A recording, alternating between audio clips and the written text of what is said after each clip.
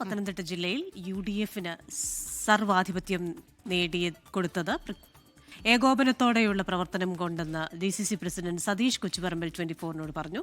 അടുത്ത നിയമസഭാ തെരഞ്ഞെടുപ്പിലും UDF മികച്ച വിജയം നേടുമെന്നും സതീഷ് കൊച്ചുപറമ്പിൽ പറഞ്ഞു. സർക്കാരിനേറ്റ കനത്ത തിരിച്ചടിയാണ് തെരഞ്ഞെടുപ്പ് ഫലമെന്ന് മുൻ മന്ത്രി പന്തളം സുധാകരനും പ്രതികരിച്ചു. വലിയൊരു വിജയം. ഇതിന്റെ ക്രെഡിറ്റ് ആർക്കാണ്?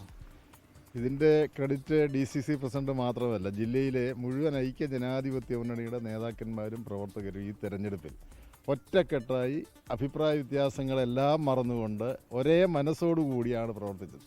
കാരണം ഐക്യ ജനാധിപത്യ മുന്നണിക്ക് വളരെയധികം വളക്കൂറുള്ള ഒരു ജില്ലയാണ് പത്തനംതിട്ട. നിർഭാഗ്യമെന്ന് പറയട്ടെ, കഴിഞ്ഞ തദ്ദേശ സ്വയംഭരണ സ്ഥാപനങ്ങളിലേക്കുള്ള തെരഞ്ഞെടുപ്പിൽ അഭിപ്രായ വ്യത്യാസം മൂലം നമ്മുടെ ജില്ലയിൽ ജില്ലാ പഞ്ചായത്ത് നഷ്ടപ്പെട്ടു. 4 സീറ്റേ ഉള്ളായിരുന്നു. മുനിസിപ്പാലിറ്റിയിൽ 1 തിരുവല്ല മാത്രമേ ഉള്ളായിരുന്നു. ഗ്രാമപഞ്ചായത്ത് 12 ഗ്രാമപഞ്ചായത്തുകൾ മാത്രമേ ഉള്ളായിരുന്നു. അങ്ങനെ അഭിപ്രായ വ്യത്യാസങ്ങൾ മൂലം ജില്ലയിലെ ഈ ഐക്യ മുന്നണിയിൽ തന്നെ പരസ്പരം മത്സരിച്ച ഒരു സാഹചര്യമായിരുന്നു. എന്നാൽ ഈ തെരഞ്ഞെടുപ്പിൽ അങ്ങനെ ഒരു സാഹചര്യമില്ല. എല്ലാവരുമായും ചർച്ച നടത്തി വളരെ ഐക്യത്തോടു കൂടി ആണ് മുന്നോട്ട് പോയത്. അടുത്ത് നടക്കുന്ന അസംബ്ലി തെരഞ്ഞെടുപ്പിൽ ജില്ലയിലെ 5 സീറ്റും തിരിച്ചു പിടിക്കുവാൻ വേണ്ടിയുള്ള പ്രവർത്തനം ഇതിൻ്റെ ഒരു സെമി ഫൈനലായിട്ടാണ് ഈ തെരഞ്ഞെടുപ്പിനെ കാണുന്നത്.